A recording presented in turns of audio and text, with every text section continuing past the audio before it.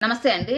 చంద్రబాబు నాయుడు గారు అమరావతిని ఒక హెల్త్ సిటీగా అభివృద్ధి చేస్తామని చెప్తున్నారే కానీ దానికి తగ్గట్టు ఏమైనా చర్యలు తీసుకుంటున్నారా అంటే నథింగ్ అని చెప్పాలి. దానికి బెస్ట్ ఎగ్జాంపులే బసవతారకం క్యాన్సర్ హాస్పిటల్. 2019 ఫిబ్రవరిలో చంద్రబాబు నాయుడు గారు, బాలకృష్ణ గారు వెళ్లి శంకుస్థాపన చేశారు. భూమి పూజ చేశారు. 15 ఎకరాల వరకు కేటాయించారు.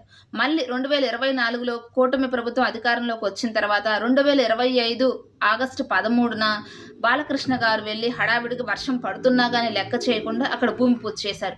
ఈసారి ప్రభుత్వము 15 ఎకరాలు కాదు 21 ఎకరాలకు పెంచుతూ నోటిఫికేషన్ అయితే ఇచ్చింది.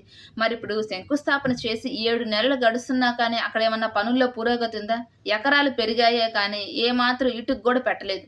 అసలు ఇప్పుడు 7 నెలలు గడిచినా కానీ అమరావతిలో బసవతారకం క్యాన్సర్ హాస్పిటల్‌కి సంబంధించిన పనులు ఏమాత్రం జరగడం లేదు.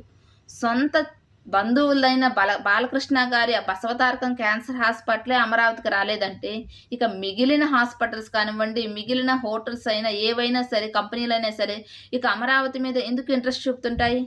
ఇప్పటికైనా చంద్రబాబు నాయుడు గారు ప్రతిసారి అమరావతి దేవతల రాజధాని అనడం కాదు. దానికి తగ్గట్టు అక్కడ పనులు జరిగేలాగా చూసుకోవాలి. 2027 కల్లా అమరావతి మొదటి దశ పూర్తవుతుందని చెప్పేసి ప్రతిసారి అంటున్నారు కానీ, మరి ఇదే విధంగా పనులు జరిగితే అమరావతిలో ఇంకెప్పుడు 2027 కల్లా పూర్తయ్యేది? ఆ ప్రాజెక్ట్స్ అన్నీ ఇంకెప్పటికి పూర్తవుతుంటాయి?